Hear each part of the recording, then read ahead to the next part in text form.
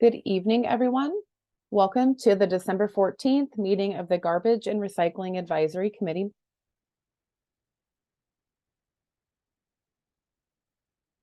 The presentation is being recorded and it will post to the Solid Waste and Recycling webpage within 1 week. Our agenda this evening does hold time for public comment. Comment will be permitted in the time allotted per the committee rules and at the discretion of the chair. If you are experiencing any technical issues, we do direct you to Zoom's technical support this evening. Those that are in the audience that wish to participate, we do have the raise your hand function enabled and Q&A this evening.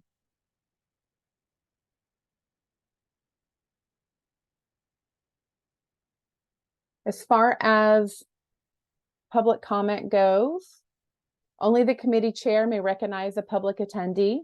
You may use the raise the hand feature to indicate your desire to participate when the chair acknowledges that the time has arrived on the agenda. Those attendees calling in will also be recognized and given the opportunity to speak. There is a designated time on each agenda to allow members of the audience an opportunity to speak to the committee. Once a public attendee is recognized by the chair, the response will be related only to the request made by the committee and may be subject to a time limit. New business that arises or is suggested during the public comment period should be placed on the next meeting agenda. I'm going to stop sharing and we'll move into roll call. Just a moment.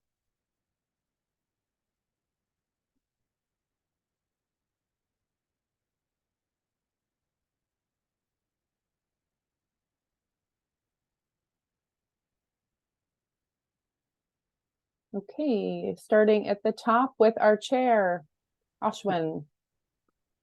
Present. Sandra. I'm here, present. Leslie Albert is absent. Hannah Carlson is absent. Christy. Present. Tom. Present. Myra Hernandez is absent. Pete Pestres.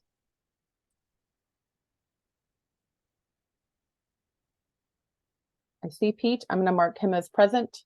Vinod Singh. I'm present, thank you. And Brian. Present. And with that, I will hand it over to the chair. Thank you.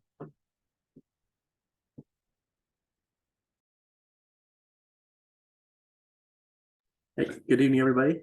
Thank you all for coming tonight. I have a very long agenda, so we can kind of get started. Tom, do you want to do the communications solid waste updates? Sure, I am going to do a real short update, partly because I'm on vacation and I'm kind of haven't been in work mode for a couple of days, and also we have a long agenda. So the one main update I just wanted to share with the committee is that the on November 16th, the Environmental Quality Commission did adopt the first round of rulemaking for the Recycling Modernization Act. So that was a pretty big body of work that went forward, and now it is officially rule. There's one more rulemaking that DEQ is working on that should go to the EQC towards the end of 2024, in time for the July 1st, 2025 start date of the Recycling Modernization Act. Things included in this first rulemaking were things regarding the producer responsibility organization obligations, things like how their fee structures for paying fees to DEQ, market share calculations for them to determine how much their member organizations pay in based on market share of materials in the state, coordination amongst multiple PROs. So if there's more than one, how they coordinate together to make it not messy. And then responsible end markets, which is ensuring that where those materials go at the end of the day is a place. Compensation.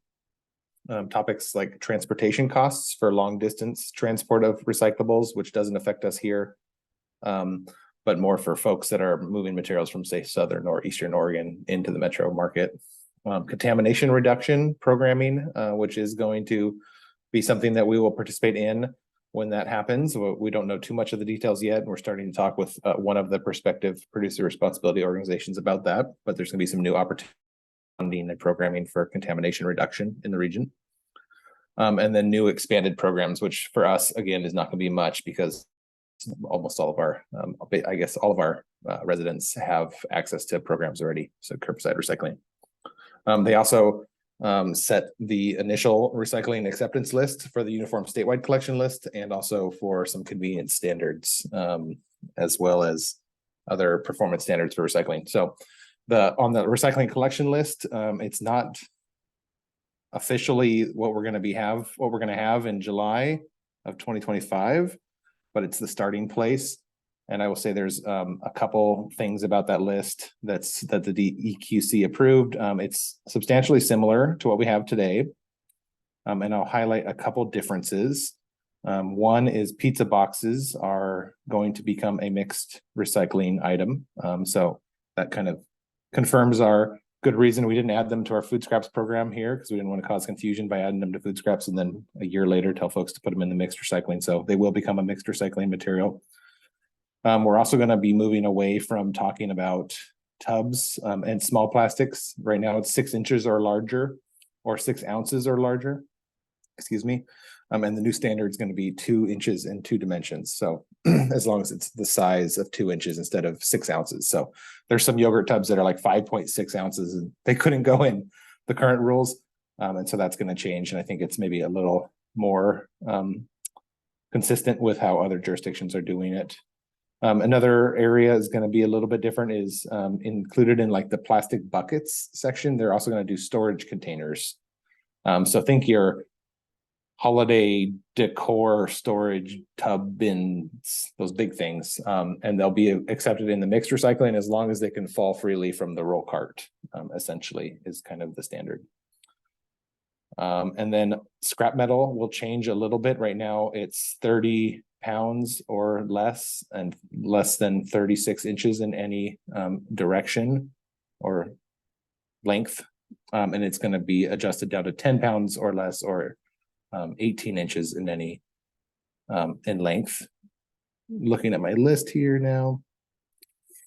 Another thing that will change is glass will not be required to be collected curbside in the metro region or across the state. That doesn't mean that local governments cannot collect them at curbside. And the producer responsibility organizations we've been talking with are already asking us how they can get us to keep collecting at curbside and some other options for that as well, because they want to see it at the curb, not at a depot, because then they'd have to set up a depot network for it if it wasn't at the curb. So we're having those conversations with the PROs. Some things that came out, aerosol cans are coming out of the list. It looks like would be at a depot. Aluminum foil looks like it's coming off the list and would be collected at a depot, and shredded paper looks like it's coming off the list and would be collected at a depot. I will say from staff's perspective, or I guess in from Washington County comments, we were hoping to see some more additions. The two things that we were excited about was clear plastic cups, so like the cold drink cups, and then paper cups, the poly-coated paper cups, like a coffee cup essentially. And those did come off the list right there at the end of the proposal going to the EQC, and they are not currently on the list. So, but the opportunity for the PROs, the producer responsibility organizations, will be submitting plans to the state at the end of March of next year. And the PROs have the opportunity to propose adding some materials to the list or adding those cups in particular back to the list if they can explain or come up with a plan for how they would address some concerns around contamination, potential confusion and markets and other things like that. So more to come. It's permanent. It's not set in stone yet, but it's the first big step in getting us to the statewide collection list we'll have in July of 2025. So I think I'm going to stop there with my update, Ashwin, unless there's any questions and folks want to ask more about that. Thanks, Tom. Yeah, Brian, go ahead. I'm just curious. So how often does, because I know this is like a massive, like legislative effort type of thing. How often do things come on and off the list typically? Is it like every 5 years or is it even faster than that?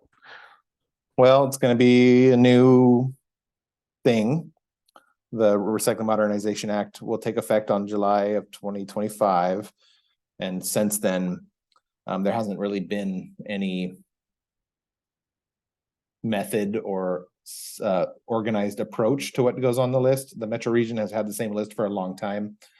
We kind of work together as a region. Metro's kind of driven some of those decisions in their rules and policies, but it's never been really a formal. Every couple of years there's a reevaluation and this thing comes off and that thing goes on. And we've seen some changes recently, like we added batteries, that kind of happened. And then we saw batteries getting added throughout. So it's going to be a little bit more organized and more coordinated and managed by DEQ and these producer responsibility organizations. I would say they will have an opportunity to add materials in their program plans that they would submit. And I think they're every couple of years. And Vinod might know some details about this too. He's been really involved in these conversations. The DEQ also, I think, is going to look at the potential of being able to add items every once in a while. There's also a SIMS, a strategic specifically identified material is what it's called. It's like something that is ready to be recycled, but it's close. There's something preventing it from not being able to be recycled system wide. And some items like that, there's conversations like the clamshell, for example, might be identified as a SIM, and that would result in the pros being able to invest in some specific needs to fix an end market issue or a sortation issue at the MRFs. So there's going to be a little bit more movement. It's going to be a little more coordinated, and DEQ will finally be at the end of the day approving those, as long as the producer responsibility organizations can develop justification and kind of lay out how they're going to do it and meet the requirements of the act. So it's going to be interesting, Brian. We don't know how quickly it's going to change. It's, that's one of those things. It's like changing recycling lists are hard because people we would argue as educators that people aren't paying that close of attention. Well, this week we can do this and next week we can't. And so it's going to be interesting to see how it works when it flows through the system and what's coming in and how that goes. So kind of a non-answer because I don't know if there is really a good answer, but it's going to be new territory, I think. Oh, no, that's fine. I appreciate the explanation. Vice Chair? Sandra, can I ask your question? Yeah, so you said aluminum foil is going to be taken out. Is it just the foil or all aluminum, period? Like aluminum trays, cans, etc.? I guess I'm going to look to Vinod for that detail. As far as I know, it's just the foil. The cat food cans and things like that will stay in. I'm not 100% sure on the thin, like pie tins. I would think they would go with foil, but I couldn't confirm that. And I was just gonna say, I think Tom gave a good synopsis unless we want to really get in the weeds on this, but it sounds like we have a lot to talk about. And so just to kind of to Brian's quick question is we've asked for, a description of how things on ramp and off ramp, and the industry's kind of proposed a phased in approach for things. So say a new item comes out that people want to recycle curbside, then we would do demonstrations or trials on that material, see how it sorts, see how the markets work. And so that would impact, how things get on or off. Or if a market goes away completely and it's already on the list, then we have to figure out.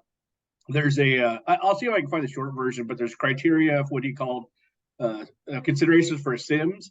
And then there's criteria for how things should have got on the list. It's I think 11 or 12 point sort of checked. Is it easily sortable? Is it transportation friendly? Does it have a market? There's a couple of things. If I can find that, I'll share it with the group. A short version of it. Why would aluminum foil be ruled out? It doesn't. It's sometimes it's hard to get out of the mix because it's small and it can be bunched up, or it can be food contaminated.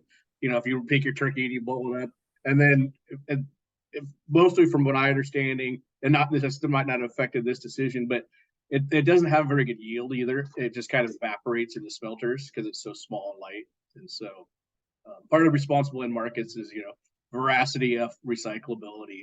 Is it, if you're getting something in, is it getting to a market, and is it being properly recovered, and not 10% of it's getting recovered and the rest of it's getting thrown away, because that's not part of the whole thing is transparency to the public, so everybody knows if what you put in that list is, then if what's on the list goes in the curb, it's going to get to a home and get recycled properly. So that's why some of us, we want to start out with a short list and grow it. It's different than the perspective of starting out with a big list and then adapting it. But there's a medium point, and all good compromise leaves something on the table, right? So Thanks. The More next to item, come, real quick, sorry, Ashwin, more to come. Once we start getting further along in 2024 and the producer responsibility organizations start becoming actually submitting their plans and working and becoming more solid, like they're going to be players in the system, I think it'd be great for us to invite one or some of them here to talk with this group about their role in the system. Circular Action Alliance, the CAA, is the one that's been working with us and reaching us out to us the most. I think there's 3 that have applied to be prospective PROs, but CAA seems to be, two. Who backed out? Yeah, Vinod? the other HTC. or whatever H2 they were. compliance. Yeah, I haven't seen anything from them. The last, I think at the last council meeting, they mentioned that or maybe it was the processor group, but they mentioned that it would be down to 2 groups now. So CAA and RLG, reverse logistics group. Yeah. So once they start submitting those plans and they actually become designated producers in the state, we should invite them here to talk with the committee and answer questions. I think it'd be a great opportunity to learn from them and hear their plans. thanks, Tom. Thanks for joining us on your vacation as well. Kathy, do you want to go into committee news, calendar updates? Sure. So first thing is I circled back around with OBRC and they offered up a tour in December, but with the holidays and people's vacations, I counter proposed and suggested January, but he hasn't got back to me yet with potential dates. So as soon as I get that info, I will send it out to the committee, and it would be the kind of thing that we would meet there, whoever wanted to go, and then have the tour. So that should happen, I'm guessing, in January. In terms of the January meeting, staff doesn't have any items scheduled for January. We don't have any action items nor any sort of topical presentations. So we are proposing that the January meeting gets canceled. And unless something changes, you all should see an email from me this week, tomorrow, canceling January. And then in terms of sort of future topics, besides the one Tom already mentioned around RMA issues, we're thinking about having someone come and talk about kind of what's going on with reuse. That's been one of the hot issues lately. There may be some a Recycle Plus update. We owe you, the committee has asked for another update around that collection program, so we'll come back with that. Possibly, if we can get some from DEQ, we might have a discussion around styrofoam and end markets, and that's what I have so far. If the committee has other topics that they'd like us to explore, you can let the chair know, and he can let me know, or you can email me directly, either way. But that's sitting here today what we're thinking about for the near term, like the next 6 months. Oh, and then one other thing is it's likely that we will have a Recology franchise item, which requires a committee vote in February or March, making a minor change to their franchise agreement so that it mirrors Hillsborough Landfill's franchise agreement. So that one will need a quorum. So my plea again is that you guys let me know if you're going to be at the meeting so that I know if we have enough votes. Other than that, I think that's all I got for calendar. Yeah, just one item to add to that, Kathy. I know several members have gone on tours for haulers recently, and so we wanted to carve out some time in the next meeting just to kind of hear from everybody and what your experience was, what your learning was. So I'll send out an email also, but take some time to kind of collect your thoughts on that. And we'll carve out a decent amount of time in the next meeting so that we can do that for everybody. Because I know there's at least 5 of us who have done some level of tours. Yeah, go ahead, Christy. I raised my physical hand instead of my technical hand. I wonder if there's an opportunity to include reduce with reuse. if there's some organization that would speak to efforts to reduce consumption in the first place.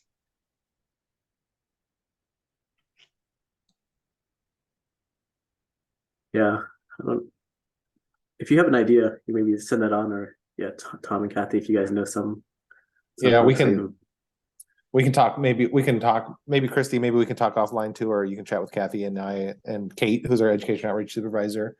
We have our teams working on some stuff with some pretty cool things with the Natural Resources Defense Council on food waste reduction, and we're working on a regional partnership with Portland and Metro and DQ on an initiative. So maybe our team could even come in and talk a little bit about some of the reduce work we're doing and they're doing out in the community.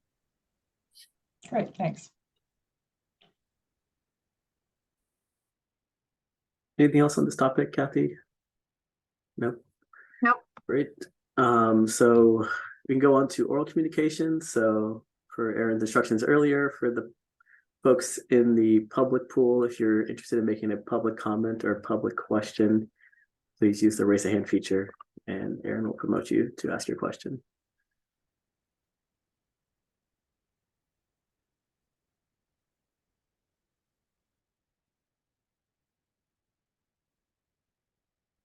Otherwise, we will have time at the end of the meeting as well for public commentary or questions. It doesn't look like we have anybody, so we can continue on. We'll let Kathy take away the show for the evening. She has the periodic certificate updates from last year, and then the 2 certificate reviews she's been working on. So take it away, Kathy. Thank you. So my name is Kathy Folsom. I'm a senior policy coordinator with the Solid Waste and Recycling Division. Washington County Code 808 I can't even talk. 8.04 requires that solid waste and recycling staff and the committee review all sanitary service certificates once every 4 years. The purpose of that review is to determine whether the certificate holders are in compliance with code and applicable rules and regulations. And compliance is demonstrated through a staff review of a comprehensive questionnaire and other records. At the committee's December 8th, 2022 meeting last year, staff provided the results of its review regarding Garbarino Disposal and Republic Services compliance with certain service standards contained in the rules. Both Garbarino Disposal and Republic Services were largely in compliance with the code and administrative rules, but there were a few outstanding tasks that were noted that when completed would ensure that certificate holder number 3, which is Garbarino, and certificate holder number 6, which is Republic Services, would be in full compliance. Those tasks have all been successfully completed as outlined in the staff report, and therefore both certificate holders should be considered in full compliance. So I just wanted to provide an update to the committee that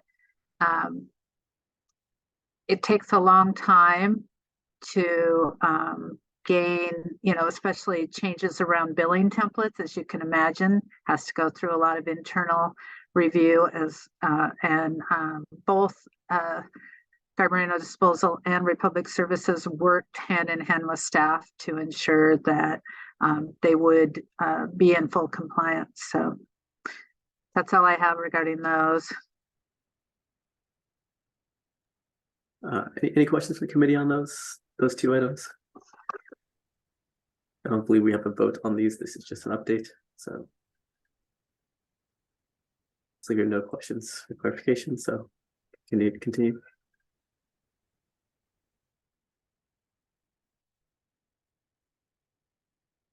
Again, it's Kathy Folsom, Senior Policy Coordinator. As I indicated before, Washington County Code requires that solid waste and recycling staff and the committee review all sanitary service certificates once every 4 years. The purpose is to determine whether the certificate holders are in compliance with the code and applicable rules and regulations.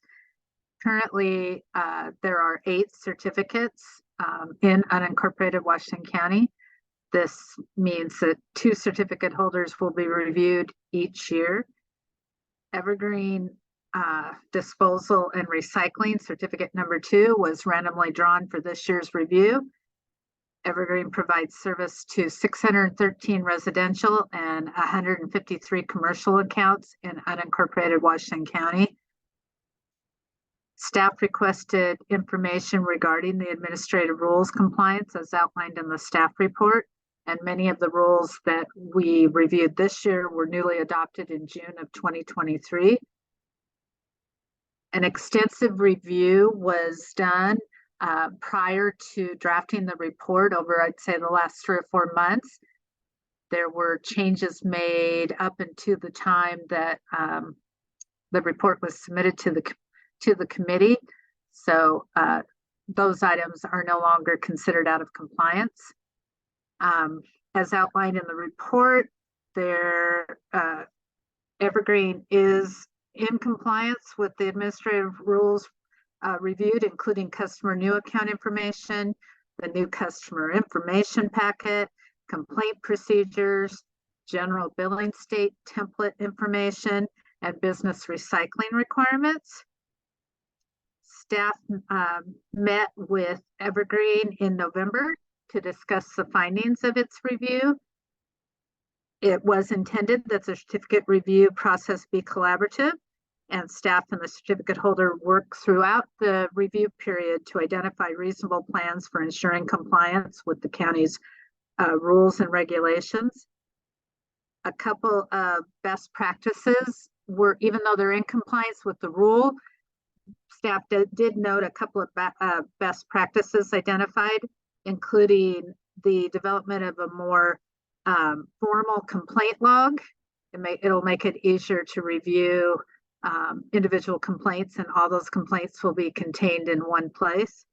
And secondly, the utilization of a sign-in sheet would help verify that the implicit bias training that's required in the administrative rules for all employees, that verification will be easier if they actually have to more formally sign in.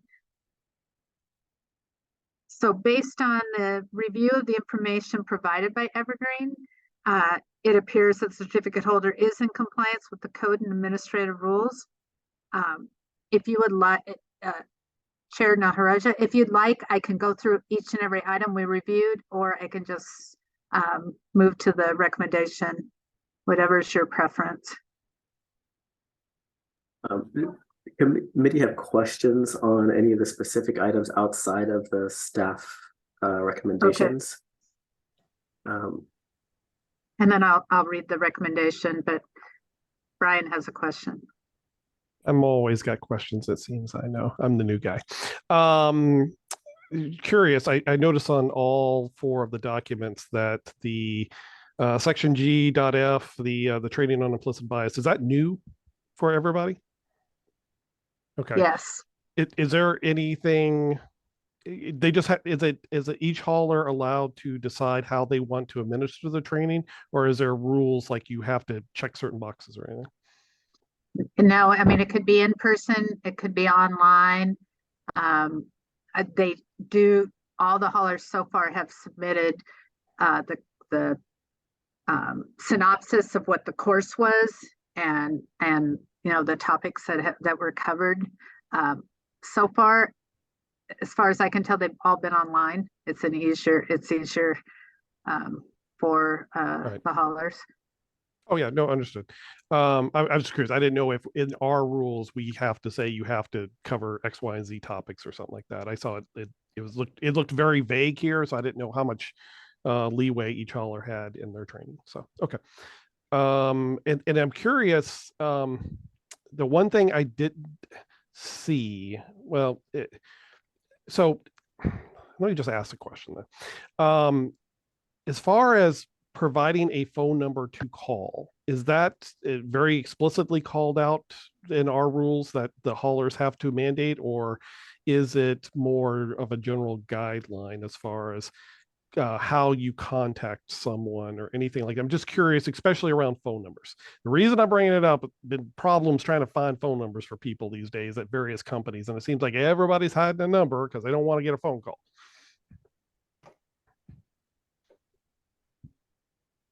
I don't I know can- the specific, okay, I was gonna, Sorry, Kathy, I have the rules up. okay. Brian, I on was the just first looking. question too, The rule. It says the hauler shall at least annually provide its employees with training on implicit bias. Training shall include the promotion of bias reducing strategies to address how unintended biases regarding race, ethnicity, gender identity, sexual orientation, socioeconomic status, or other characteristics may impact how services are provided. So that's the rule. Okay, got it. So it has some parameter. It doesn't say it has to be in person, and it just says annually. And we've interpreted that basically every employee that touches our service area. So like the multinational companies, if they have staff that are working in our service area, that doesn't mean we can't force Waste Management to train its entire company. But if they're assigned to our service areas or interacting with our customer bases, then we'd expect that. On the phone number, we don't explicitly say they have to have a phone number, but we do say things like they have to have a voicemail and an answering service. So that implies there has to be a phone number to call to leave voicemail. So this is an area I think that is rapidly evolving with new technology, and we're seeing AI starting to be introduced and other tools in customer service field. So I think there's some work for us to do to kind of modernize our customer service rules and our customer service standards. There's also some concerns about hold times with different companies, and we don't have like a hold time standard. So that's something we may want to look into as well. So I guess I like an SLA, yeah. The short answer there is our rules are probably a little bit dated on customer service standards, and it's something we're aware of and we're working towards. And we're also working with our regional partners to kind of bring some consistency forward on that. So that's something we should expect to see, I think, in the next couple of years. Because we would modernize our rules and then we would ask them to be compliant with those. Got it. Okay, thank you. Kathy, Would you can like- we go through? Like me to read the recommendation and finish the report? I mean, I'm, you know, with Evergreen, there aren't any out of, you know, future tasks for ensuring compliance. Yeah, could you As the go- rules read, they are we believe they are in compliance. Yeah, can we just maybe walk through top bottom and just make sure people don't have questions on specific sections? Sure. Just so that I don't remember if everybody was here for the last time we did this, if they understand how the data was collected. Maybe if we Sure. just start with like the first section 14 about miscollections and kind of, I don't know if you can kind of give a summary of like what was collected, and then just, you know, not reading verbatim, but if you kind of give us like a overview or Sure. summary of it. So the first, you know, there are, I'll start with the premise that there are many, many rules, like almost 40 pages worth of rules. So we, for the purposes of the certificate review, we did not check every single rule and every single subsection, but we chose those that either because of complaints we received, we think need attention, or because they were newly adopted. So we want to ensure that our certificate holders are aware that the new requirements are in place, or it just simply affects the majority of customers, like billing, for example.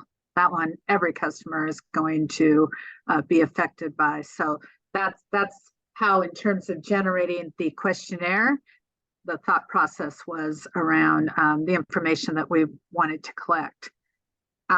So the first section was around miscollection due to contamination, and we asked for for Evergreen to provide information about how they notify customers that contamination, you know, the items weren't picked up due to contamination. And in the case of Evergreen, they indicated that they use the county issued tags only. And since those tags are approved because they're made up by the county, and that they're placed in or on the cart, on the bin, or the container, we believe they were in compliance. So is that the whoops tag that I've seen? Is that the same one? Yes. The next section was around miscollection due to a temporary access restriction.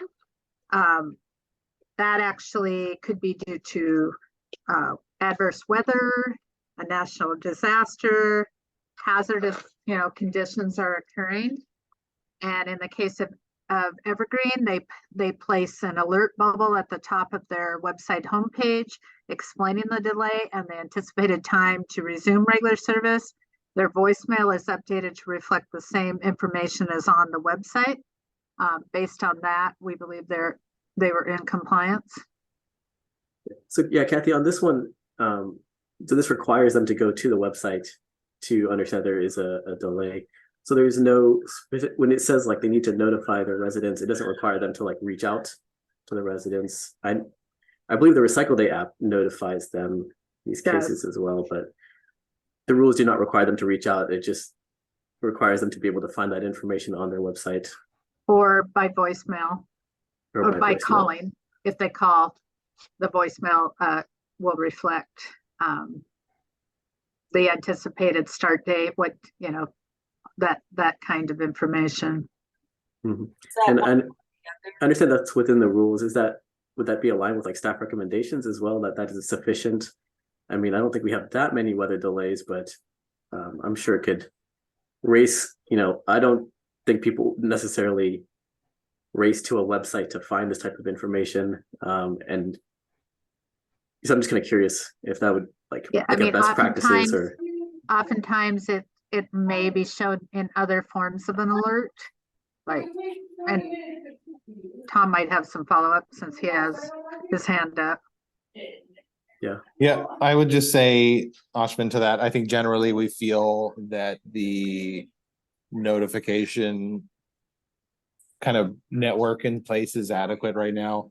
Some considerations, you know, the consequences of putting your cart out and it not being picked up are not that significant. You know, if you set your cart at the curb and the truck doesn't show up tomorrow because it snowed, it's not going to be a huge inconvenience for the customer. We do also push notifications through the Garbage Recycling Day app. We have 45,000 subscribers on that app, and we promote that app as a tool to get notice for that. So that's one of the main communication mechanisms. And we're trying to help support small haulers in particular, like Evergreen and Garbarino and SWATCO, from not having to invest in these kinds of reverse dial platforms in order to get notification out to customers for these large scale interruptions. So that's one of the main purposes for the investment in the Garbage Recycling Day app. We also posted on our website on big disruptions. We have public alerts that we've actually put information out from the county saying, hey, garbage might be disrupted. Leave it at the curb if it comes one day late, or if it doesn't get picked up tomorrow, don't be surprised. Or on heat events, we'll say set it out the night before because we might come early, because we're giving the trucks authorization to start pickup early. So generally we feel like it's adequate. It's the consequences are pretty small. And most of the conversation or the communication happens post-event when folks are trying to figure out what the makeup schedule is. And I think that's where we're still working together on kind of the best communication strategy on that and how to be consistent with our terminology and our language and try to be more consistent with makeup schedules, if that makes sense. It does. Thanks, Tom. Ryan, do you follow? Yeah, so in regards to this app, I think it's brilliant, right? Especially for the smaller haulers, right? They don't have to have that pay that thing in the cost, and then obviously, push notifications the best thing in the world. When someone signs up for service, is there a way to basically auto sign them up for this app or something in a way to like send them an email with the thing to, something we can do around that? Do we do that today? Because to be honest, I didn't even know about this app until literally right this moment. So when folks sign up for service, they're supposed to receive a new customer packet. The new customer packets are supposed to be sent by the haulers, physical mail, and those include packets of information. And one of those items of information is our recycling guide and collection calendar kind of piece that we send out annually. And that piece really highlights the Garbage and Recycling Day app as a place to find your schedule and a place to sign up for alerts. So they are notified about it. We talked, there's some pretty strict rules around harvesting like contact information and signing folks up for things that like newsletters, e-newsletters, and these push notification tools. I don't know what we'd call this, but we can't necessarily like request, one of the haulers give us all the email addresses in their electronic billing account and auto sign them up. No, but we can But we like send could- an email, right? Yeah. If we just do it via paper today, I throw that away, to be honest. Yeah, and I think that's good, it's a good opportunity maybe to look into how folks are when they're asked, when they sign up for service and they say they want to do electronic communication only. Maybe there's some opportunities for the CSRs to prompt to ask them if they want to sign them up for the app or something like that. So yeah, Yeah. it's good feedback. 45,000, Tom, that's like 75%, right? That's Yeah, that's countywide though, right? So we're also providing the service on behalf of the cities. So we're probably looking more at like 120,000 possible accounts. Okay. But I think our unique address lookup on the tool itself is somewhere in the 90,000 range, which is really impressive. Recollect is the company that hosts it. I think they were actually bought by another service provider, but they are really impressed with our uptake in the county, and they've referred folks, used us as a reference for other municipalities looking at their service as well. So the uptake is pretty great. We're pretty proud of it. Yeah, that's good. Pete, question? Yeah, I'm really more of a comment. And I know Tom, I appreciate, the fact that having a cart sit out for a week doesn't seem like it's a big inconvenience to most people. It is for folks with physical infirmity, disability, and challenges to get the cart out there in the first place, to have to haul it back in or leave it there at the end of the road and have the windstorm blow it out into the street. So it's not totally benign. Witnessed that here in my neighborhood last winter, when there was an inexplicable law, no pickup, no service, no information, no call out, and folks didn't know, should I leave my cart out? Are they coming the next day? It was a mess, especially with my elderly and disabled neighbors. It was not great. So again, I get it. It's not everybody, but in honoring our look at equity and inclusion, and trying to make sure that we have solutions for all of our customers, I think we need to be diligent about how we look at this problem for everybody. Thanks, Pete. Thanks, Pete. Sandra, your question? Yeah, I also have elderly neighbors, and they don't do websites, they don't do apps, Right. They don't even have a smartphone. And the one thing that came up was Thanksgiving Day. We have pickup service on Thursday, and we were checking the websites. We're like, well, I guess it's going to come, and it did, but there was nothing saying, yeah, we will be here on Thursday. And the neighbors didn't know, and I didn't know what to tell them. And we actually we also have a rental, and if something like that's coming up, we need to let the tenants know in advance. And not seeing anything, I guess I just assumed that it was going to come, and it did. So I don't know if there's a way to be a little more informative to people on holidays, especially. And I mean, things that come up unexpectedly, like an unexpected snowstorm, I can understand that. But yeah, I actually liked when they did the phone thing. There was a couple times, I think during the heat dome, that there was a phone blast, and we got a message, and so did our neighbors, and I kind of like that. Yeah, some of the callers, I think Waste Management has a reverse phone call out function, but we've also heard from folks that didn't get it. I think, Pete, you're in the Waste Management area, so we've heard folks in Waste Management areas that didn't get it, and then we've also heard folks that did. So they're not foolproof either in terms of how they're functioning. But I hear you, Sandra. When we publish our collection schedule calendars, we do send out a physical mailer to everybody, because that's the best way to get everybody we can. And we have moved away from having an individual calendar on each mailer, because version control was really challenging, and the printing costs were really, really high when we had that many versions. But we do offer folks to call up and get a custom calendar printed and sent to them. And when they do that, they'll see that nobody is taking Thanksgiving off, except I think Republic Services might be taking Thanksgiving off. But the rest of them are working through Thanksgiving. Christmas and New Year's are the only days that are pretty consistently not worked in the system. But there's changing there too. We're starting to see some disposal sites taking more holiday hours. We had an issue at 4th of July last year with some special waste that had to go to Hillsborough landfill. And so there was a little bit of a panic moment where something was collected and didn't have a place to go. So that's an evolving thing too, as there a lot of times the collectors are dependent on the drop-off sites. If the drop-off sites are starting to close on certain holidays that they've historically been open on, then we're going to maybe see more impact in collection schedule changes too. But I think you're right. Most folks probably expected them not to come on Thursday for Thanksgiving, and they did. And we've heard from the haulers, you know, that the drivers would prefer, so oftentimes prefer to work early and get it and crack it out and get it over with, and then not have to work on the weekend, because they got to pick up the garbage no matter what. So if they're going to skip Thursday, then they're going to push Thursday to Friday and Friday to Saturday and be working into a weekend. So it's tough to make up. I also have a question. Isn't 6 o'clock the earliest they should be coming by? We've had them come down our neighborhood before then. And I used to actually hear the truck and go out there and roll my cart out there. Hmm. But now, For residential, it's 6 a.m. to 7 p.m. so if it's earlier than 6, should we file a complaint? Okay. Got it. We do, I mentioned heat events, and we do often work with the haulers to give them kind of permission to start early when it's going to be really hot, and we in the summertime though. So that shouldn't be a common occurrence necessarily.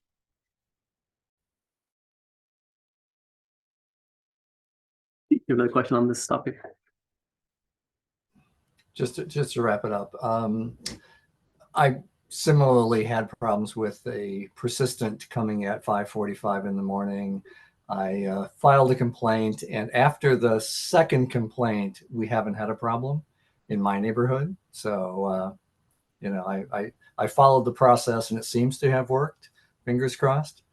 So we'll see. But yeah, it's difficult. And again, if you've got elderly folks, people, you know, just it's not kids, you know, little kids, you know, it's just not a great thing to have the truck come in at 5:30 in the morning. Anyway, that's it. You continue on, Kathy? Sure. So the next section that we looked at was the customer service new accounts, personally identifiable information that was collected. This a couple years ago, we enacted this rule after we became aware that some service providers were collecting information like Social Security numbers in order to start service or change service. The certificate holder provided the actual website information. So if you click on it, it tells you what you need to provide in order to get your service. It's the same information that if you call in, the customer service rep also, you know, takes down. This is an example of one area where, in the case of Evergreen, we discovered that they had some holdovers from the past where some of the information that was listed on the website was actually not allowed by rule, but they quickly went ahead and changed their website and changed the script that gets read. So it doesn't show up in the report here, but that's just one of the things that we work through. And based on the information that I both reviewed and they provided, we believe they're in compliance. The next section is another customer service new accounts. In this case, it's the new customer information packet. Tom mentioned this a little bit, that, you know, every new customer needs to have some basic information around both the service provider's address, et cetera, as well as recycling and rates and service. In the case of Evergreen, they indicated that all the new customer accounts receive all county provided educational materials. They also provided me with a copy of the customer welcome letter for review. Based on that, staff believes the certificate holder is in compliance. Then we moved on to customer service. Brian had a question. Sorry, I'm trying to eat as well, so apologize. No worries. Because I've read ahead and I know there's a section for the reduced rate program. Is it not a requirement to have that as part of the introductory material for a new customer? I didn't see it listed. I didn't see it don't listed there. believe it is right now. I think the only requirements are for, well, we do require that they notify at least annually all of their customers about the availability of the program. Okay. We also require that any types of warnings about missed payments or service terminations include reference to the program. So it is not Yeah, currently the- required to be in the new customer service packet, but the county sets what's in the new customer service packet, so we, if we read on to the 10th question, really, we were focused on the second item, but the first item is the hauler has to provide information regarding the availability on its website and at least annually notify Oh, customers through new service packets and billing inserts and as directed by the okay, county. so it's there. Okay, got it. Thank Yeah. you. Sorry, I missed the word. Appreciate it. It's okay. I'm bebopping back and forth between rules, um, so then we move on to customer service office procedures. We talked a bit about this already, training on implicit bias. The certificate holder in Evergreen, in this case, provided the process that they engage in, and the training itself, and that employees are scheduled to complete the training during work hours and they're allotted adequate time. But what they didn't provide was an actual copy of a sign-in sheet, which would have documented that all employees complete the training in order. So that's a best practice that staff is recommending, and Evergreen agreed to do going forward. And okay, so staff, based on that, staff believes the certificate holder is in compliance. Next, we have another customer service office procedures around translation services.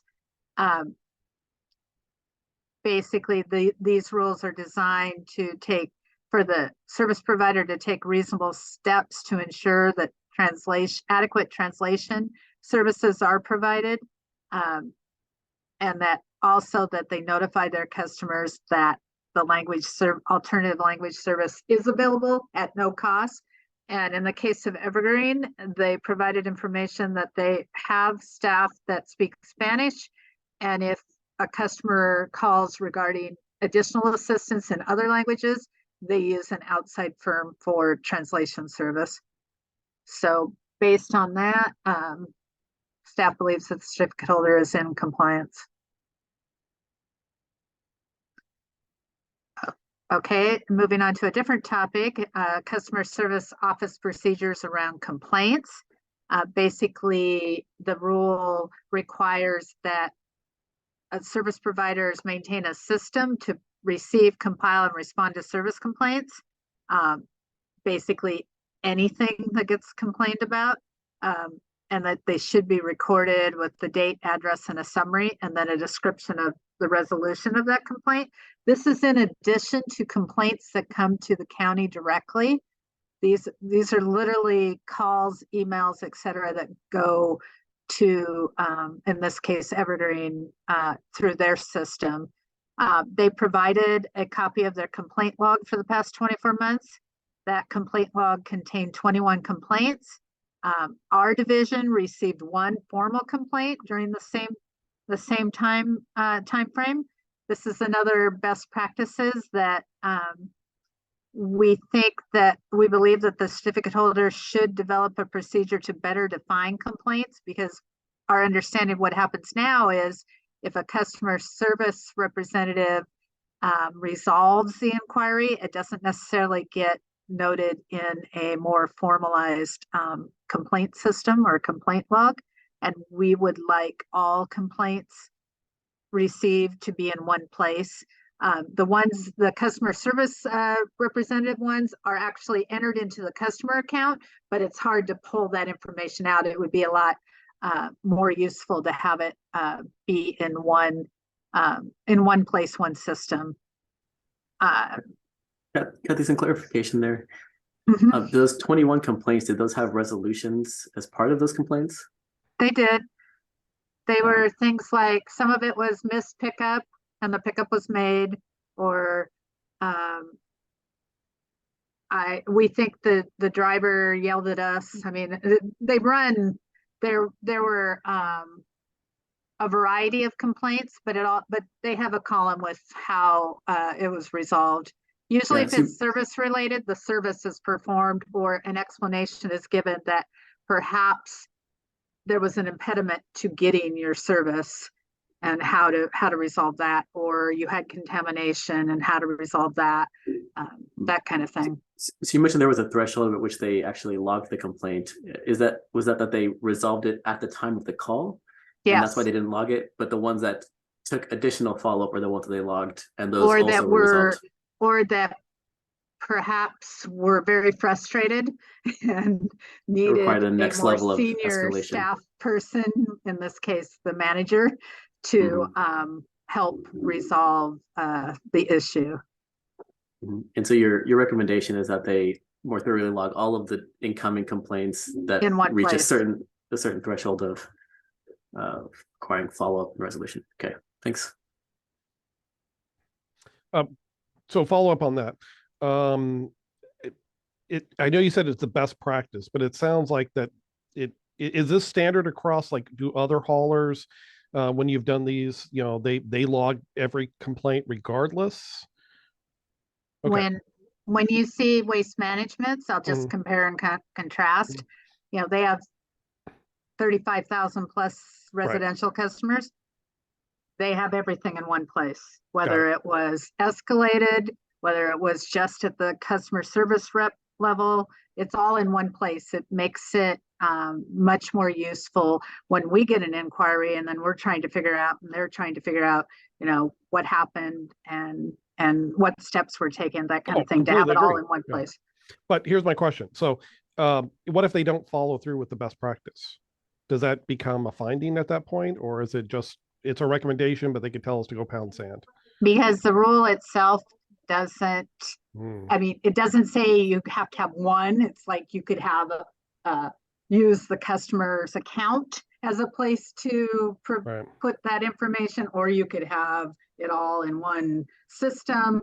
But it sounds like they're underreporting then if they don't log it. The rule just says they have to have a complaint log. It doesn't say they have to, what I think what we're trying to say is, what we've seen through the last 2 years is that how do you define a complaint is different from company to company. And we're asking for folks to be a little more conscious about how they're defining it, work with us on how they define it. So we have a little more consistency in what we're getting. Right. Because the rules don't say this is what a complaint is. This is how you define, this is what the threshold would be to say this is a complaint. This is when you entered into the system, this is when you don't. So we're asking for a little bit more structure around how they're doing it and how they're collecting it. Okay, thank you. Okay, the next one is customer service billing. What needs to be included on the billing statement? Our rules are actually pretty specific about how a bill should appear and what kind of terms should be used on that bill. We asked for 20 copies of randomly selected customer bills for residential regular service, residential will call, and commercial container collection service. I reviewed all of them, both for content as well as the template, the verbiage on the bill itself. Based on that review, the certificate holder is in compliance. So the next one is the billing state. Oh, sorry, Brian. All right, that's all right. Is there anything about retention time, like to be able to get a copy of an old bill? Anything in our rules that require that at all? No. Okay.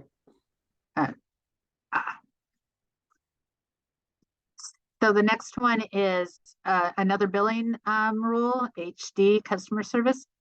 This is around reduced rate program. And in this case, the certificate holder indicated that there are no reduced rate customers, therefore they did not provide any bills that would have shown how that particular billing statement would read. So based on that, they're in compliance.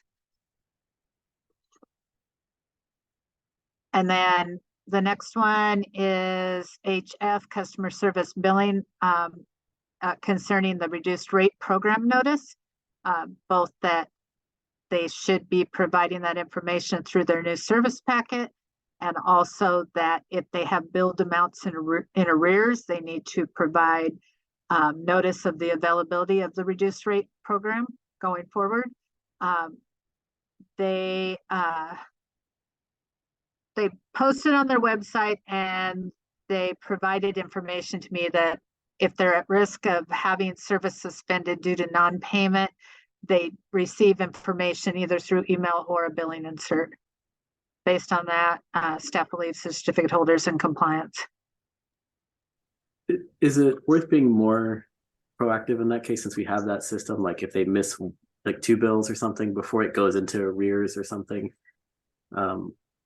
like is the point at which they get referred to the reduced rates, like it's in arrears like at 30 days. I mean, it's like soon in Quick. arrears, and Okay. also it doesn't help the portion that's in arrears isn't helped by the reduced rate program.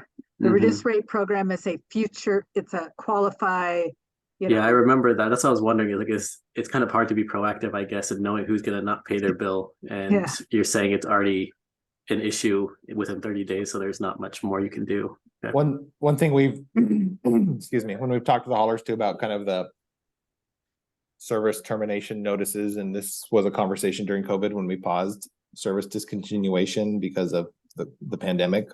Then they agreed to do that, the providers did. There seems to be 2 customers that really get service termination notices or service shutoff notices, and those are either ones that forgot, and then the minute they get the notice with the red writing that says your service is at risk of being shut off, they immediately pay it.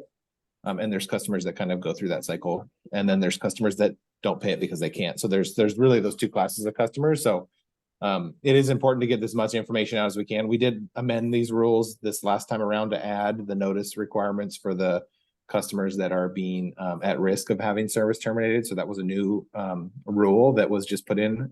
So it's still working its way through. And so there's always going to be room for improvement. But so I think this is something else to think about too. Follow, Brian? Oh, yep, sorry. I'm curious. They said they have no reduced rate customers. Is that normal for all the haulers to not have any? Well, they don't have a lot of customers in unincorporated. So remember, this is just unincorporated. They have 613 residential customers. I see. So I don't know if it's normal or not, but Right. I will say Evergreen in unincorporated, their service area is mostly south of Hillsborough Cornelius Rural. And I think they have 160 customers down there. And that was most of their service area for the longest time. Then West Slope was acquired by Evergreen. It's the same ownership group, but they consolidated into under the, and then that added, I think, 400 customers to Evergreen's unincorporated Washington County service area. And that is mostly the West Slope area, which is that they didn't have any customers on the program in the West Slope area. So Evergreen doesn't have any. That doesn't, and you look at Waste Management, they do have a lot more, but they're, Evergreen service seemed like less than 1% of our customer base. I see. So. Okay, thank you.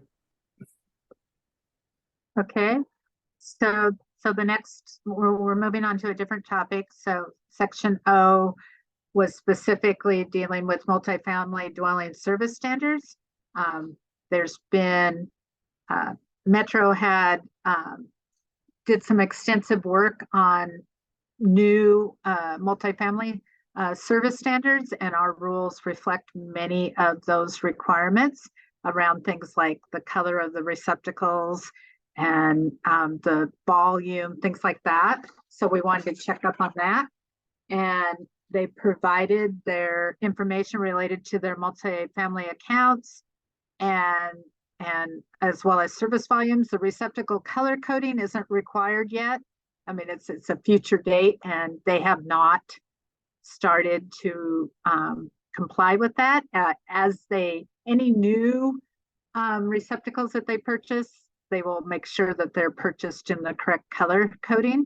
But right now they haven't done any, but that's okay because they have another, however many years, 3 years, 4 years, 5 years, some great amount of years to do it. But we just are kind of starting to check a little bit and remind our service providers that requirement is coming. So based on that, we believe the certificate holder is in compliance. This one too, for context, this area, what we don't want to happen, I think it's 2028, they have to have the containers color coded. What we don't want to happen is in 2027, they have to spend millions of dollars on painting containers when we could have done that over the 7-year depreciation cycle. So we're trying to remind them every opportunity we can that they need to start working on rolling their equipment through so that we can kind of match the depreciation schedule and not have a big rate impact at the end of the implementation window.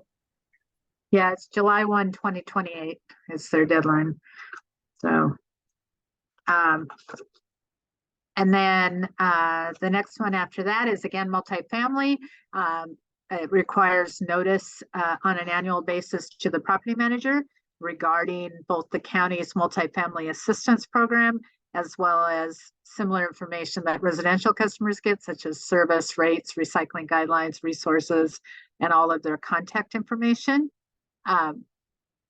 The certificate holder only provides county-issued educational materials to its multifamily property managers. There's not a lot of multifamily properties within unincorporated Washington County, but for those that are, they use 100% the county provided materials. So based on that, the certificate holder is in compliance.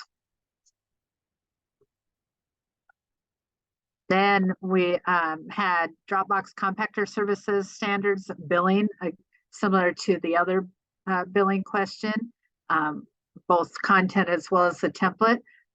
Because Evergreen's Dropbox compactor collection services are provided through a subcontractor, Washington County Dropbox,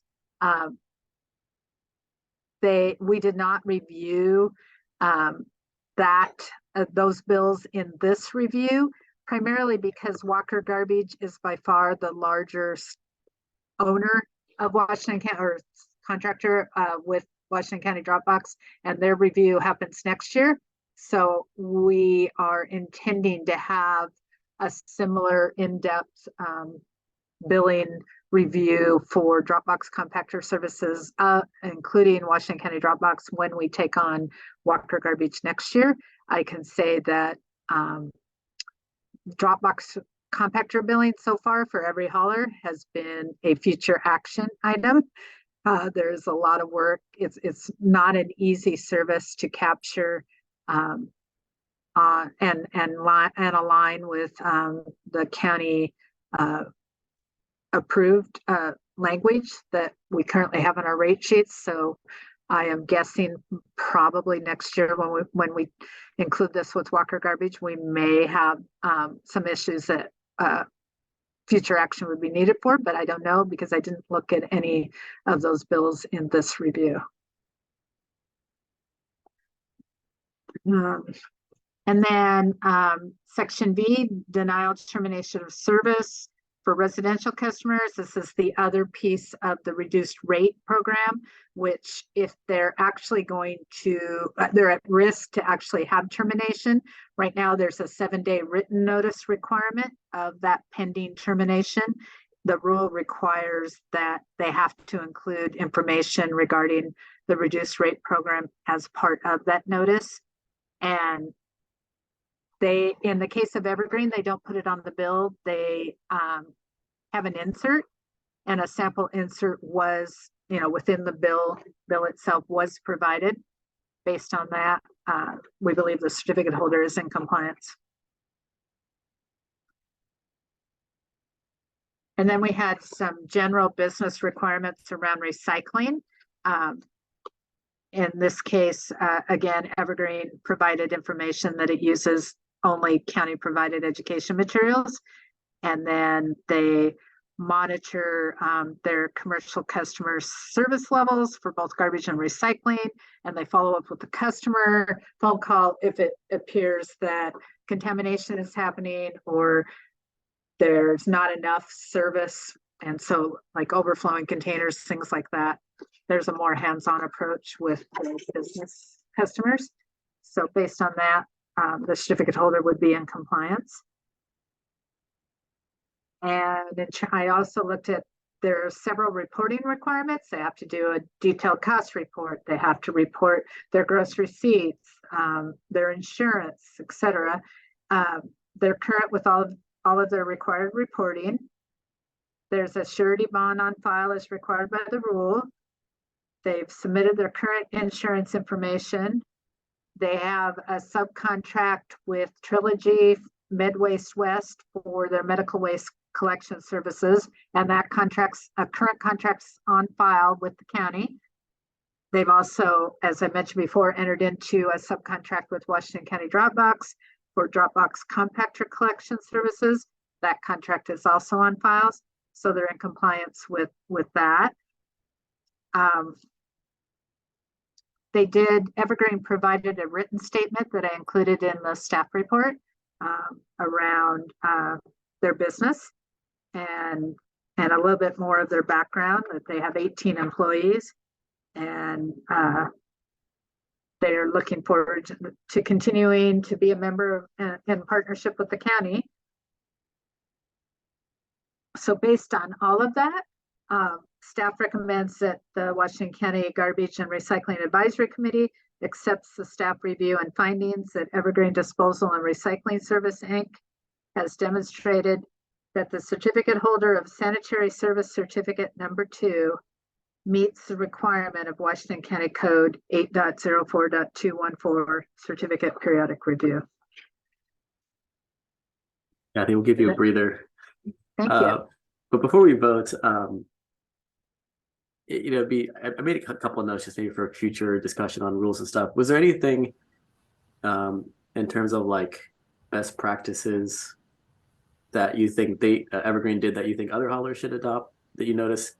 I mean, you've been kind of digging through, all of this stuff, or any places where you think the rules should have been a little bit more detailed that we should consider for future.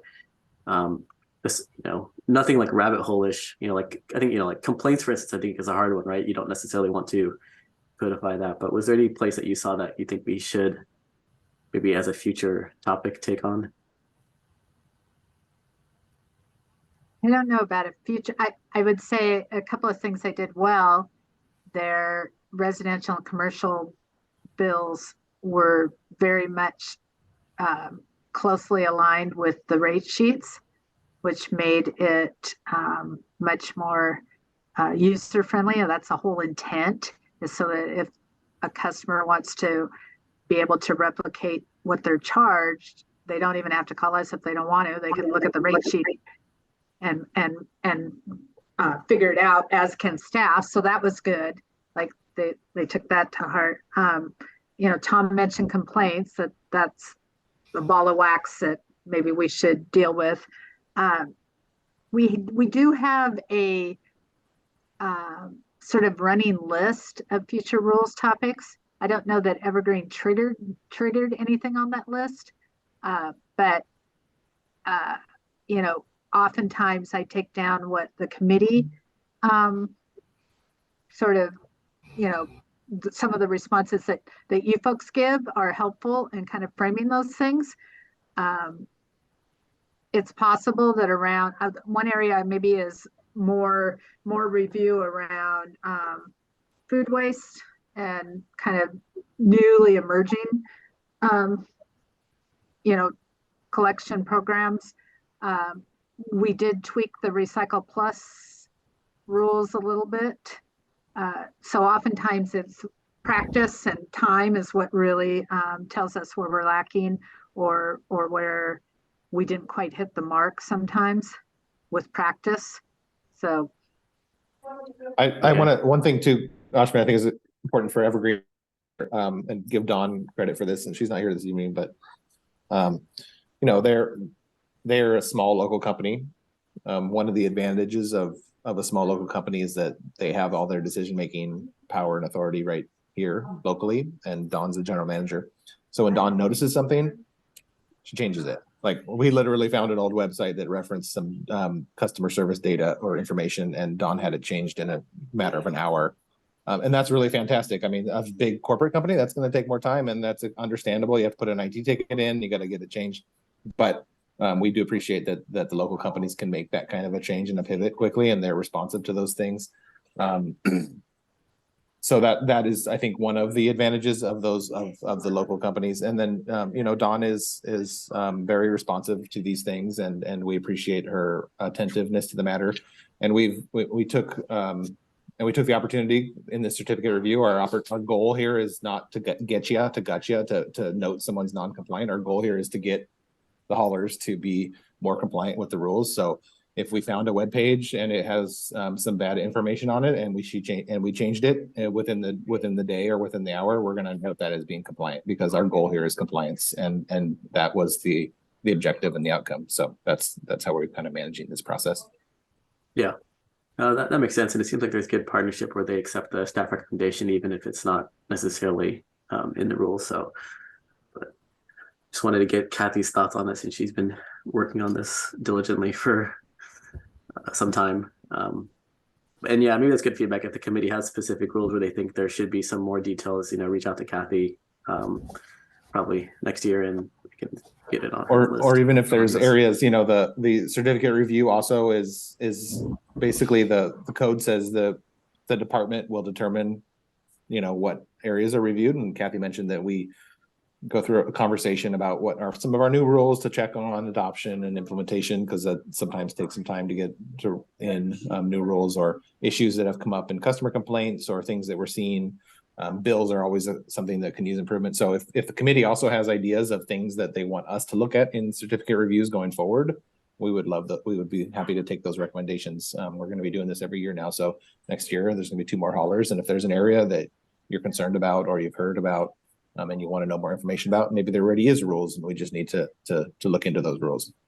When do you reach out to the next 2 haulers for So I send the questionnaire August 1st with a deadline of October 31st. Okay. Because it takes, there's attachments and a lot of information that needs to be gathered. So we want to give plenty of time for them to fill it out. I send a reminder usually in February and another reminder in like June to, like, you know, get a little more focus. But yeah, we give them 3 months to fill it out, and then that gives me a couple months to have meetings, as well as go through all the information and see where we're at. Great. Well, I'll go ahead and make a motion to pass or accept staff's recommendation. I'll second it. Erin, can you take us to a roll call Yep. vote? Give me just a second.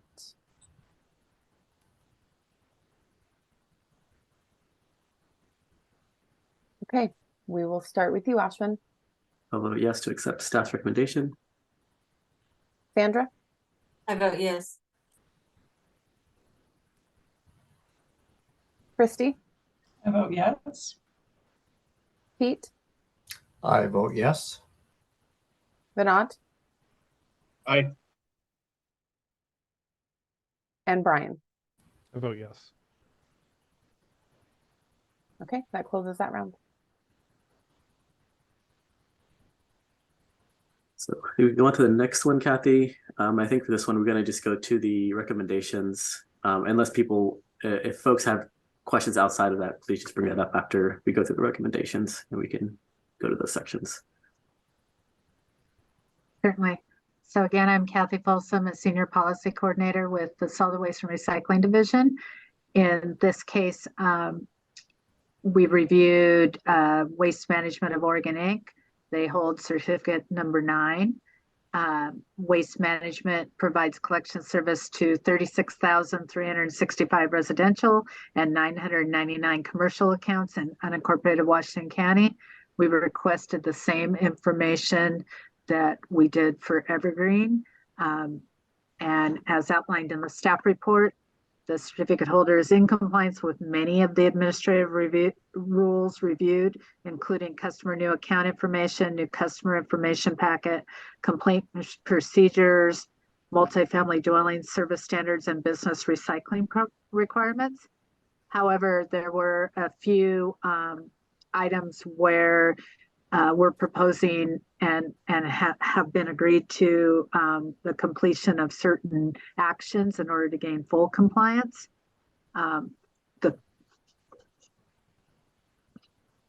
So the first one is in regards to the billing statements for Dropbox and compactor billing. In this case, they did provide copies of randomly selected customer bills for the last 2 years, and the billing language didn't match the terms used on the board approved rate sheets, as well as some of the content. The charges, we were unable to verify that they were appropriate. An example is bill said trip charge, and when you look at our rate sheet for compactor Dropbox billing, there is no trip charge anywhere using the word trip. And I believe it's the service interference fee, a fee that gets charged if like there's a car parked in front of the Dropbox, so they couldn't pull it, but I'm not for sure certain. So that's just an example of the kind of language changes that are required to align with the rate sheet. It should say service interference fee if that's what it is, and not trip charge. Some of these language that's used is just a reflection of a billing system that may be applicable in many locations, many jurisdictions. And as you can imagine, with a larger company, it's harder sometimes to get super specific in certain locations, but Waste Management has agreed to work with staff and talk about Dropbox compactor billing and align those terms, and also review the content of the 20 bills they submitted. And that work is to be completed no later than August 1st, 2024. That's the same deadline that we gave both Republic and Garbarino last year around billing. It takes some time to get the bills reviewed and approved, both internally as well as talking to solid waste and recycling staff. So that's one of them that had a future action that is needed. The other two were in regards to notification of the reduced rate program. For both of them, the only information provided about the reduced rate program was shown on their website. They, in fact, had not yet developed an insert or a notice, and they have agreed to work with staff and provide us a copy of both those instances, whether it's pending denial or termination of service, or whether it's a billed amount that's in arrears, either type of customer, no later, and that's to be completed no later than March 1st, 2024. Other than that, similar to Evergreen, all of the other rules that I've previously mentioned, they were in compliance. We met with them in November, and they agreed to work with staff on the action items. Kathy, when you say insert, is that just referring to paper bills? Is that? Yes. So if you have a paper bill, for some, they want to actually have a notice that goes in the envelope. Mm-hmm. And for like digital bills, it would be, and also I should mention, I'll do the recommendation, but Dave Huber with Waste Management is here. So we could ask, if the committee has specific questions regarding waste management, he's here and available for questions. I would say that in terms, you might have some questions around their complaint log. They did have a certain number, the amount of internal complaints was, a few thousand, but then again, they have 36,000, and it was for 2 years, residential customers. The complaint log that they provided us was really, really filled out nicely. It included a sorting by type of complaint. It had graphs. it was definitely made it user friendly for staff to review and kind of get a sense of where the majority of their complaints are. I will say that given that they it appears to me that they almost log every touch that they have with a customer, that probably in part has led to the 3,700 plus complaints. We received 58 complaints over the same period. Waste Management in their log definitely had how it was resolved. The majority were service or driver issues. So, but Dave's here and he could respond to that further if anyone had a question around complaints. Yeah, Aaron, would you mind promoting Dave? Real quick before Brian asks this question too, I think Ashwin, you were asking if insert happens electronically. Our expectation would be that if they're using a bill insert to notify folks about the reduced rate program, then the electronic bill would also have to have a electronic copy of that insert in the electronic bill when it's sent in an email or whatever form it's sent in. So okay, thanks, Tom. Hey, hi Dave, thanks for joining us. Yeah, good evening, Ashvin, and all GRAC members, Washington County members. Yeah, thanks for having me this evening. Yeah. While we're on the topic, Dave, do you mind commenting on the kind of the complaint log and maybe what you guys classify as a complaint, so that we can kind of understand those numbers? And exactly, yeah, you bet. Yeah, when I was pleased to hear, working with Kathy on this periodic review. I think she seemed pleasantly happy with the format and all of the information that was given on the complaint log. Of course, it would have been nice to send in something with no complaints, but what we as a company identified as a complaint is really anytime the customer calls up and has any type of service issue or complaint, missed pickup, litter, and you can see it in the log itself. Any time that those are logged, and every phone call is logged into the specific customer's account, those all of that, we were very transparent with all of that, and that was all submitted on that particular complaint log. Brian, did you have a question on this topic? Not complaint log, but I do have a question for Dave, if that's all right. Just like, can we just stick to this just in case anyone has any questions about this, just to close it out? Sandra, do you have a question on this topic, or is it a separate? Yeah, about the complaint log. I did the numbers from the previous one. They had like 3% complaints. Waste Management's is 10%, the 33,700. I don't know if we have any. If you see, I don't know if Kathy really, we go over all these complaints, and if you see a pattern of something and say, hey, make some recommendations. At what point? What if it was 50%, like 6,000? Is there a threshold where we would say, hey, there's a lot of complaints here. You need to get something going. I think that they resolved them all, and that's fine, but still. Yeah, a couple of things. One, in comparing with Evergreen, you got to remember that they didn't log all by any, they only logged the ones that escalated up to the manager. So that number is probably lower than the total number. Also, it's over 2 years, greater than 2 years. So it's not like a snapshot in time, like 1 year, we had that amount. But certainly that's why I looked at the categories. It was something like 1,000 and some were service related, and then less than 1,000 were driver related, and the rest were somewhat miscellaneous. They were all kinds of things.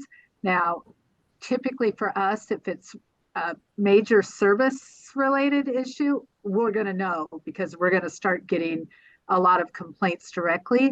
But we only got 50 some complaints ourselves. So that's really the only time. We're not seeing that internal complaint log on a daily basis. We're seeing it at periodic review, or if we're investigating a complaint that comes to us, we often ask for the records from the hauler as to their interaction with the complainant so that we can see, both sides. Is it like, I would quickly highlight too, that primary importance of the rules requiring the haulers maintain a complaint log is for if the county's investigating an issue or a service issue that we received a complaint for, that we can request information from them about the complaint. And then there's a record of that interaction and that complaint on their side. And hopefully that record is not created today or tomorrow when the investigation's ongoing. It's a record that was created when the incident happened a week ago or 2 weeks ago or whatever, whenever the customers complain about. So we can kind of use that information in the course of our investigation on a complaint that we received directly. The customer may not know to call you guys or think it deserves escalation as much as, I mean, I know we've had a couple issues with our hauler and we called them directly and resolved it. And that's our preference. We hope that they don't have to call us.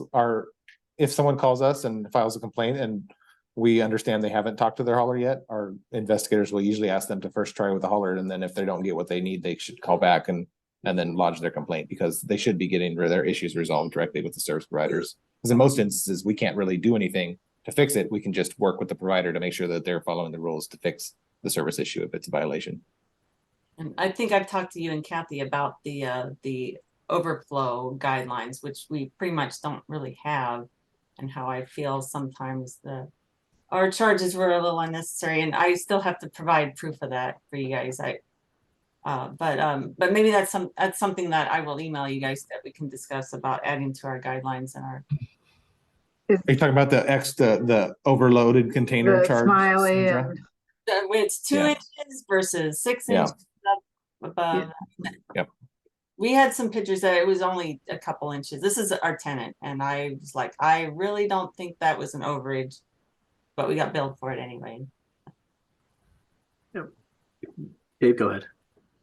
Yeah, if I could just also add to, I think Kathy kind of gave a good point there. This is over a 2-year period, the complaint log, and so those complaints also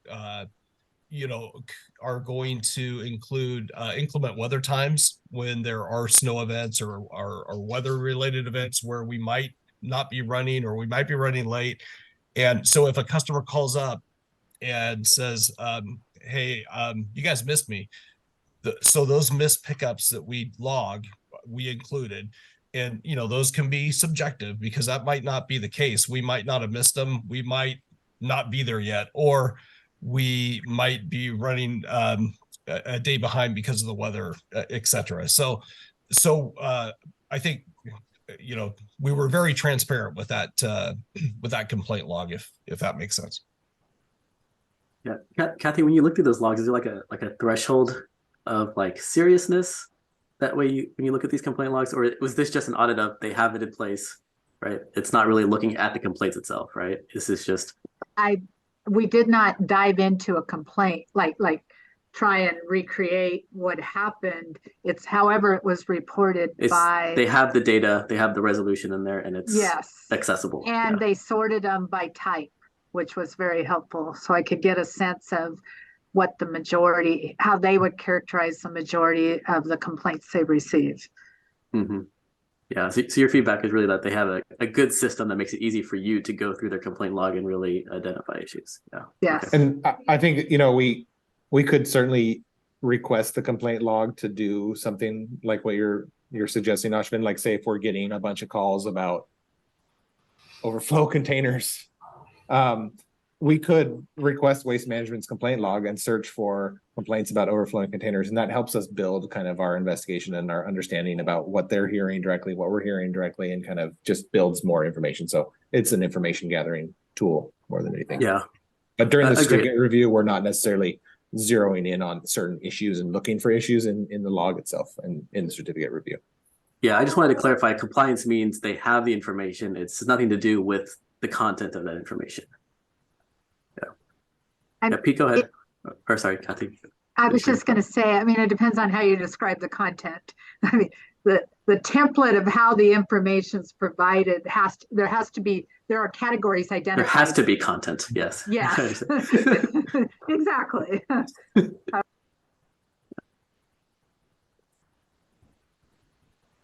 Go ahead, Pete. Yeah, thanks, Ashvin. And I hope this isn't too much of a departure from the topic of the complaint log. But this is a question for you, Dave. And I know, given Kathy's description of smaller haulers and their ability to make a change in the website within an hour, unlike some of the larger companies, well, you're the largest company. And so I imagine the challenges are tougher there. Question and a comment. So when I called to find out why we had been missed in our neighborhood, and I called and of course you get the call center in, is it Arizona or Texas or somewhere in the South? Yeah. And I get someone that tells me that the reason it was missed was because of weather. And I'm looking at outside at the sunny day that is now the 4th or 5th sunny day in a row, but not too hot. It's, wintertime, so it's in the 50s. I didn't consider that resolved. Do you consider that resolved if the customer disagrees with the weather report that the person is providing to them from Arizona? Yeah, good question, Pete. No, I don't consider that resolved. And that is, either the customer service rep, pulled up the incorrect location, because it might help if I give a little more context there too. Those customer service reps that we have provide services for all of the Pacific Northwest. So there might be a weather event, in some of our other operations in Washington, for example. And they might have misunderstood where, they shouldn't have, but that could have been a possibility. But to answer your question, no, I do not consider that resolved. Obviously, that was misinformation with the weather being as nice as it has been temperature-wise here lately. Yeah. Well, this wasn't recently, but it was similar to weather that we had before the rainy weather. Anyway, and then my comment is related to that, and that's that, as you point out, you have kind of a sort of a split personality customer facing web presence, right? You've got the billing wm.com, which also can give me route information, but then you have wmnorthwest.com. And that seems to have a little bit more current local information, but not all the information. Do you co-promote? When I go to the wm.com, I don't see any reference to the fact that there's a local page. And when I go to the local page, I don't really see a connection to the big page, but I notice that the customer service number is the national phone number. I think and I'm not unsavvy with the internet, but a lot of my neighbors aren't, they use a phone number and they call. But some people struggle with, hey, I went to that website and I got this information, but it was wrong. Is there a way to resolve this, or at least co-promote that in a way that helps folks to understand that they have other options for information? Yeah, that a great point, Pete. Yeah, I think it's certainly you raised one of the challenges with a big company like we are. We're large. But we're also, here servicing the community of Washington County. And when there's, for example, the two websites that you indicated, the wm.com website that is more, for everybody, national. But yes, I can't remember when it was, but I want to say it was probably in the last 10 years where we provided the local website, the wmnorthwest.com website, where customers can drill down to any specific city here in the Pacific Northwest and get more pertinent, I think more solid, just detailed information, if you will. But yeah, that is probably, if I understand your question, I think maybe tying those two together somehow, or at least kind of linking those two together, I think that's probably a good opportunity for us.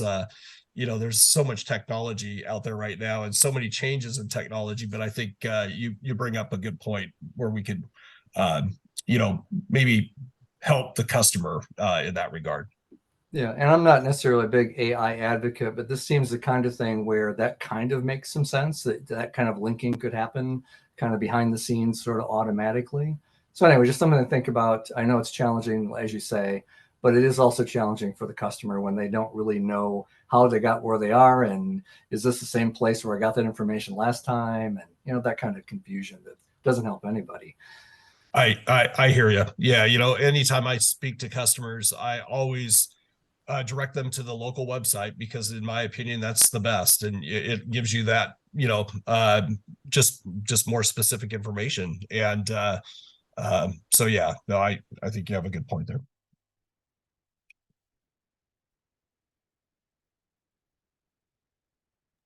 Any other questions for Kathy or Tom? Or sorry, Kathy or Dave? Or Tom? I do.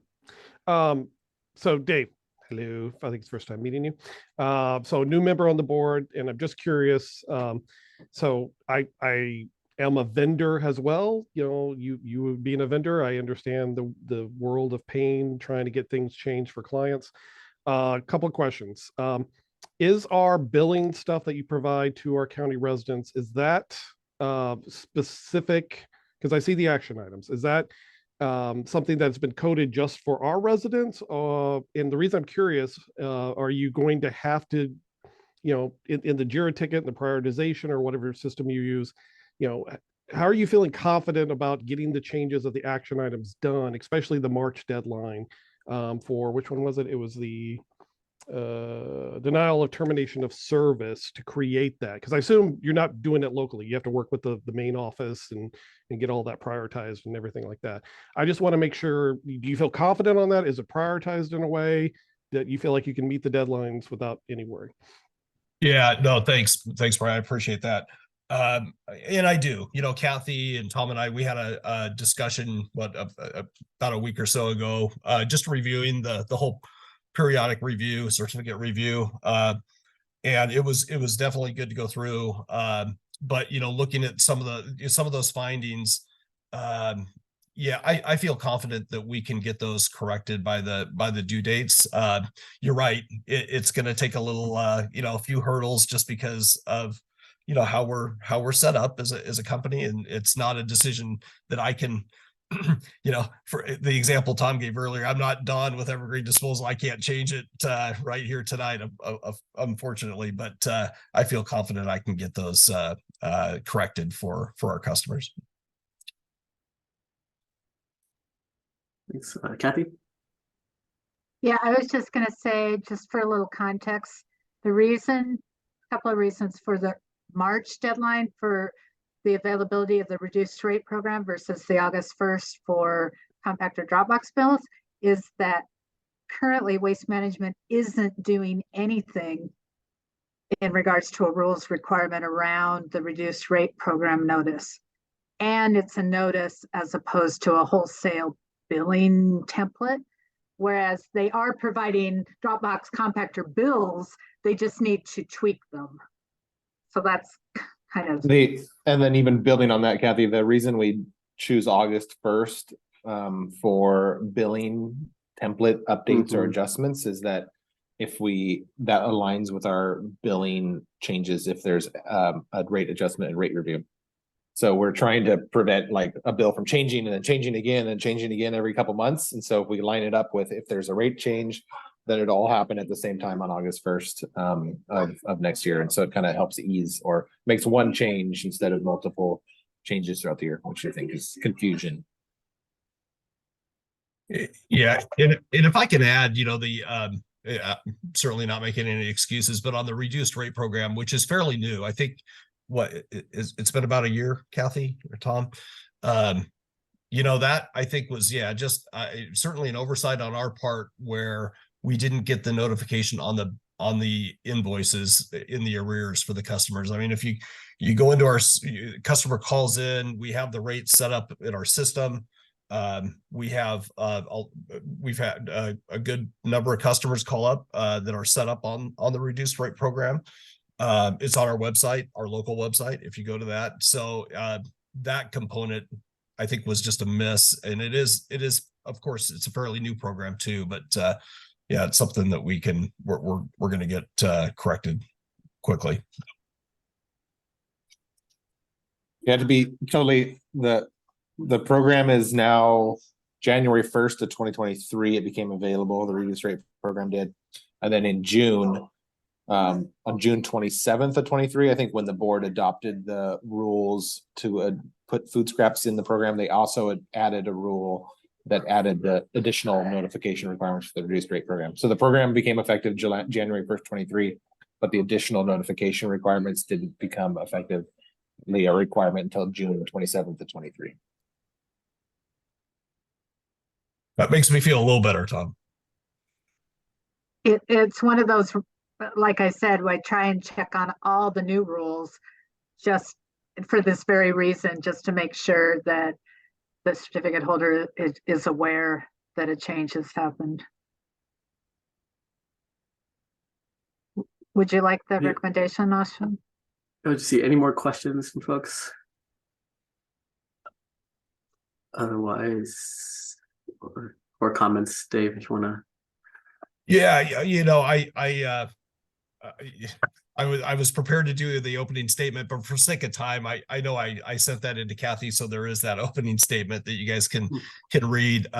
You know, and but I just want to, you know, let all of you know that you know, one thing that I didn't put in my opening statement is, you know, between the operations, the collection operations here in Washington County, you know, we have just over 100 employees that service our communities here, you know, in Washington County and the 5 cities within the county. And we're, you know, we're proud to be a part of the community. We're proud to be taking care of the customers here when it comes to the environmental services and taking care of their garbage recycling needs. You know, that's and I've been in the business for just over 30 years, and I started out as a driver here in Washington County back in 1992 with a family-owned business that was acquired by WM. So, you know, as you'll see in the opening statement, I really touched on, you know, our commitments and our commitments to our people. Our people are first, and but of course, taking care of the customers here in our community are our top priority. So yeah, appreciate being a part of the community in Washington County, and we also appreciate your services, everybody here on the GRAC committee.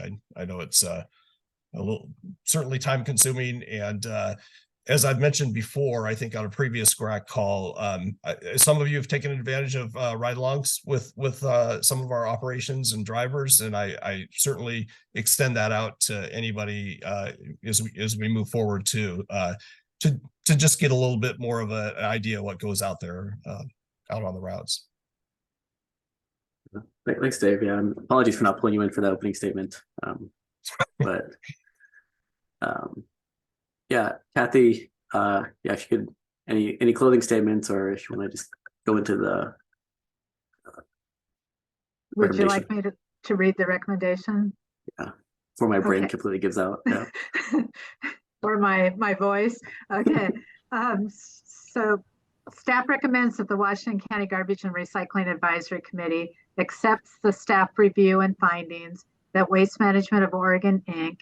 has demonstrated that the certificate holder of sanitary service certificate number 9 generally meets the requirements of Washington County Code 8.04.214 certificate periodic review, provided that the action items are completed.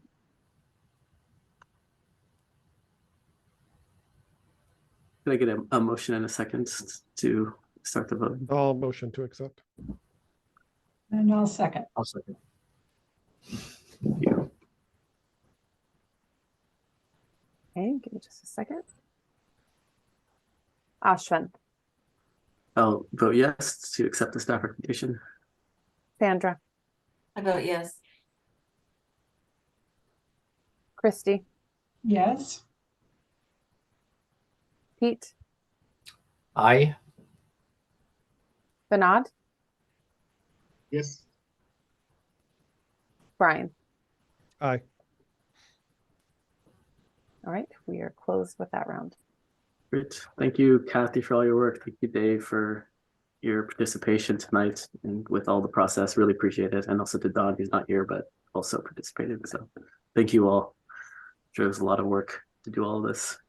So before we close, we have one more option for public comment. If people in the public attendees would like to raise the hand, you can be promoted to ask a question or provide a comment.